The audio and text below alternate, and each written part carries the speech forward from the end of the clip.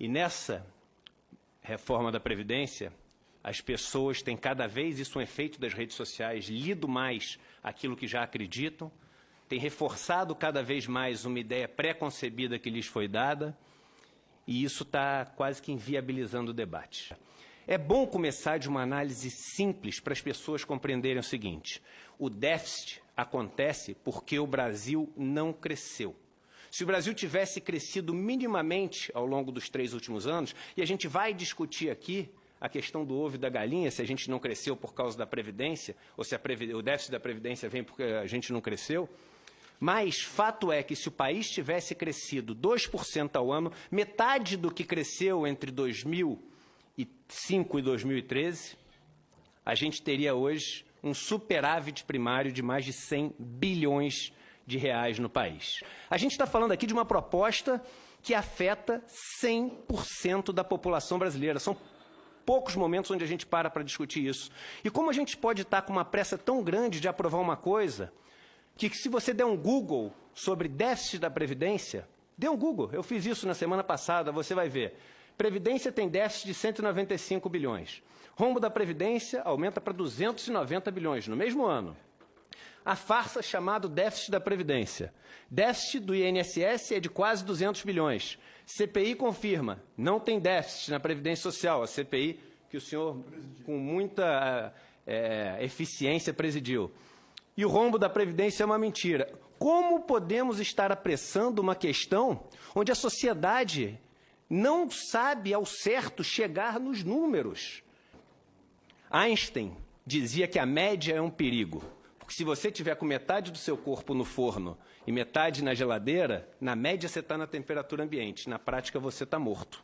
Ou seja, essas contas, olhando só a da urbana, ela é maior o que você arrecadou entre 2010 e 2015 do que o que você gastou com os trabalhadores urbanos.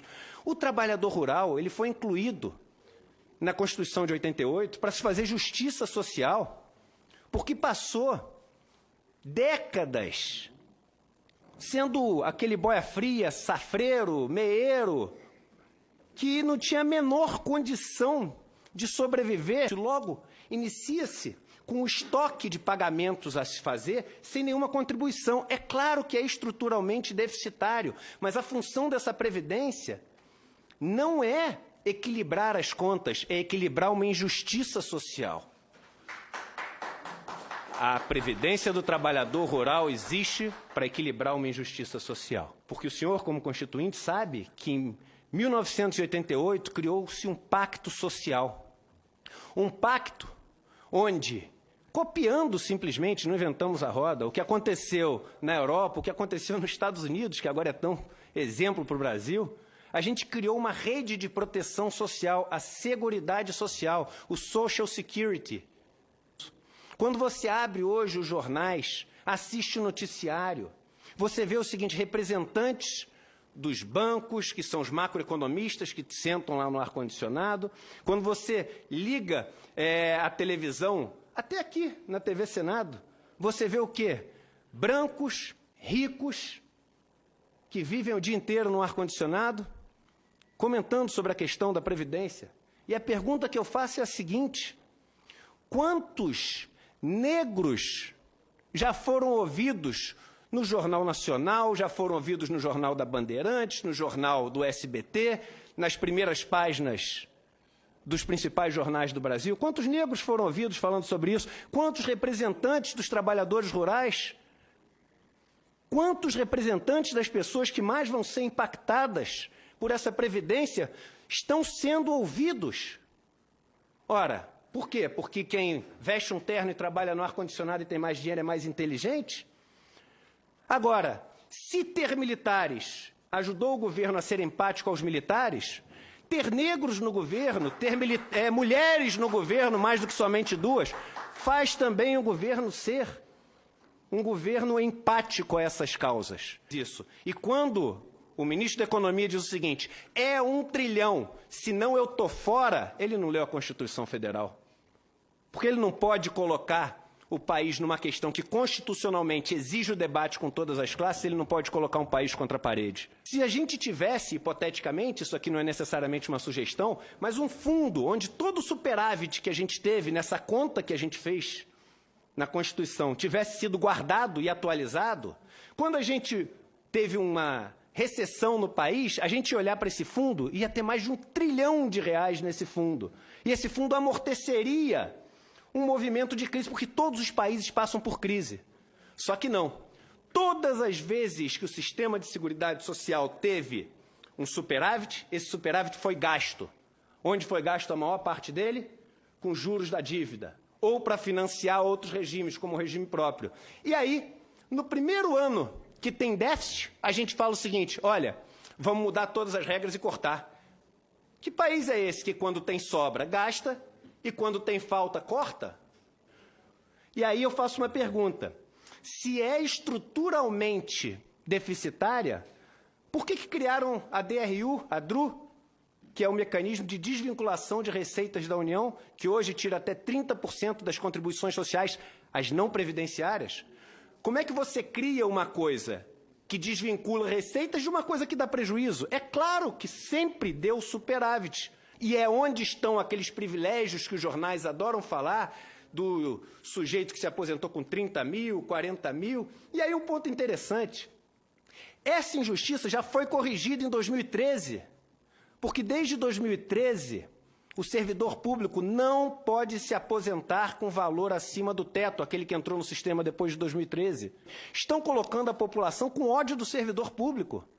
E é muito paradoxal ter um governo que fala que tem que ser patriota, nós temos no Brasil que ser patriota, nós temos que no Brasil cantar o hino todos os dias, mas temos que odiar aqueles que representam a nação, porque nação é o grupo, o Estado é a pessoa jurídica que representa esse grupo. Como é que a gente vai ter ódio daqueles que nos representam? Isso é um gráfico, senador Paulo Paim, do World Inequality Report, a maior instituição do mundo, com dezenas de milhares de funcionários e colaboradores no mundo inteiro que estuda desigualdade.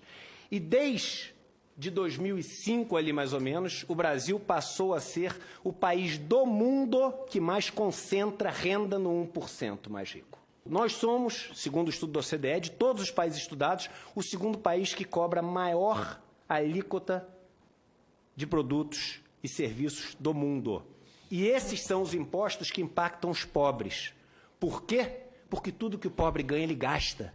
Tudo que o pobre ganha, vira bens e serviços. Aí já uma informação muito útil para todo mundo. Todo o dinheiro da Previdência Social que é pago no RGPS ninguém ganha mais do que o teto lá de 5 mil e poucos reais, ninguém ganha mais. Todo esse dinheiro, imediatamente depois que é ganho, ele é gasto. Metade desse dinheiro, portanto, volta automaticamente para o governo como impostos. Se você somar o que volta para o governo como impostos daquilo que é pago pelo RGPS, imediatamente ele também vira superavitário em qualquer situação e muito superavitário.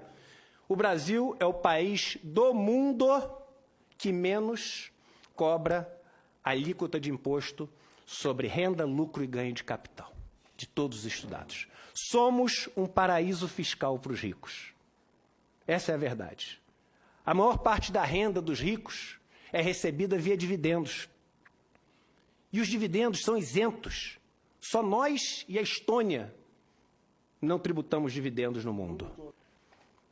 Somando os dois, o que se paga dentro e fora da empresa, no Brasil a gente paga menos de 30%, porque a gente tem a figura do juro sobre capital próprio também, que é mais uma moleza que o empresário tem no país. E a gente quer ser igual aos Estados Unidos. Os Estados Unidos, somando os dois, o empresário paga 57%. A gente quer ser igual à França. Na França, somando os dois, o empresário paga 64%. A gente quer ser igual à Austrália. Na Austrália, somando os dois, o australiano paga 49%. E aí, eu sempre falo, porque o rico no Brasil tem mania de falar o seguinte, olha, eu até pagaria mais imposto se tivesse, pelo menos no país, educação de qualidade, saúde de qualidade, boas estradas. Aí eu falo assim, meu amigo, o dinheiro que você tem foi um dinheiro acumulado em cima dessa estrutura aqui de juros. E você tem dinheiro hoje para comprar um bom carro, para ter um bom plano de saúde, para botar seus filhos numa escola particular boa, então o seu imposto volta como educação, volta como saúde, volta como transporte. O imposto que não volta é o imposto do pobre. E o que a gente gera com isso? Uma sociedade onde não tem meritocracia. Esse é um estudo da OCDE que mostra o seguinte: se você nasce nos 10% mais pobres do Brasil, quantas gerações demora até um descendente chegar na renda média do país? O Brasil é o vice-campeão mundial. Demoram 9 gerações, 225 anos até alguém nascer. Ou seja, no Brasil, se você nasceu pobre, você vai ser pobre. Senador, não sei se o senhor sabe, mas em quase 4 mil municípios do Brasil, a receita dos benefícios da Previdência, só do RGPS, são maiores do que o Fundo de Participação dos Municípios, o FPM. Se eles pararem de ter isso, esses municípios quebram. O grupo que tem o BPC vive a mais com qualidade, expectativa de anos de vida saudáveis. Os homens vivem 1 ano a mais, as mulheres 4 anos a mais. Logo, cortar o BPC significa, essa é a matemática, cortar esses anos a mais. E cortar anos de vida significa o quê, senador Paulo Paim? Significa matar, não tem outra palavra. Quem aceita essa reforma da Previdência do jeito que veio, tratando as pessoas que vivem na miséria, porque só alguém que vive na miséria pode receber o BPC, tratando alguém que não tem a capacidade física de exercer mais nenhuma função, que são as pessoas deficientes que recebem o benefício do BPC. Quem trata isso como número e aprova, sem nenhum comentário, essa reforma da Previdência, tem as mãos sujas de sangue, não tem outra palavra para falar. Está matando brasileiros. Portanto, eu e o estudo, eu tenho aqui o estudo, não vou ler o último parágrafo, porque sei que já passei do meu tempo.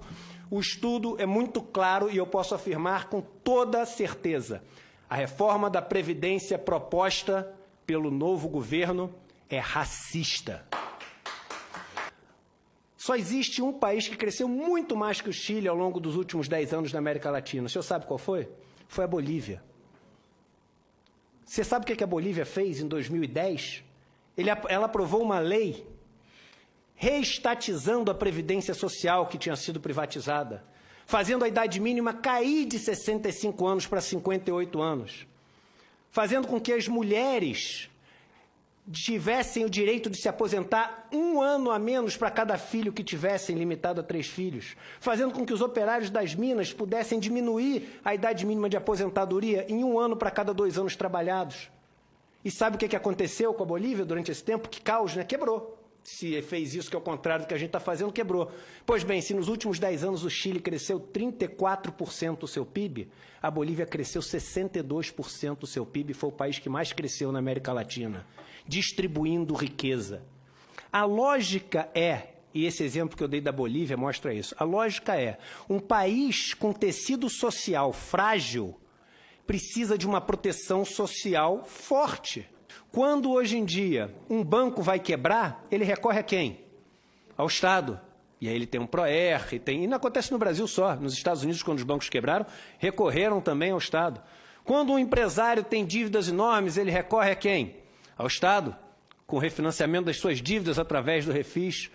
O rico vai sempre continuar podendo recorrer ao Estado. É o famoso capitalismo dos ganhos e socialismo das perdas. Eu acho, senador, que acabou o tempo em que a gente se orgulha de ter um país onde as 2 pessoas mais ricas, um é banqueiro, o outro produz cerveja.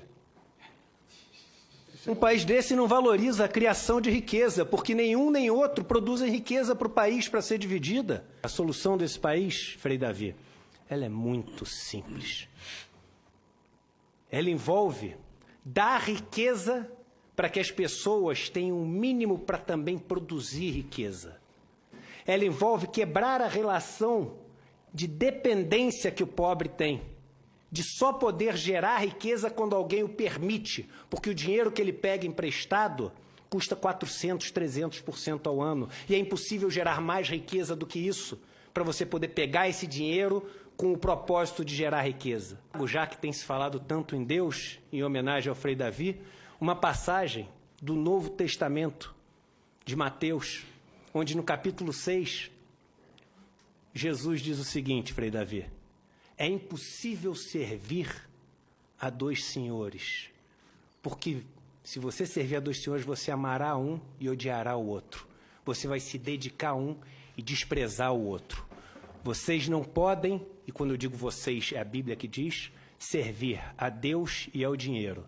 E eu acredito, senador, que todos nascem iguais. Ninguém nasce um grande homem. Ninguém. São as escolhas que algumas poucas pessoas têm o direito de fazer na vida, que são tão difíceis, que dão a chance a essas pessoas de se tornarem ou não grandes homens. E os senhores senadores da República estão hoje diante de uma dessas grandes escolhas: servir ao dinheiro e ao capital financeiro, ou servir a Deus que está representado no nosso povo, dizendo não a essa reforma da Previdência como ela foi proposta pelo governo.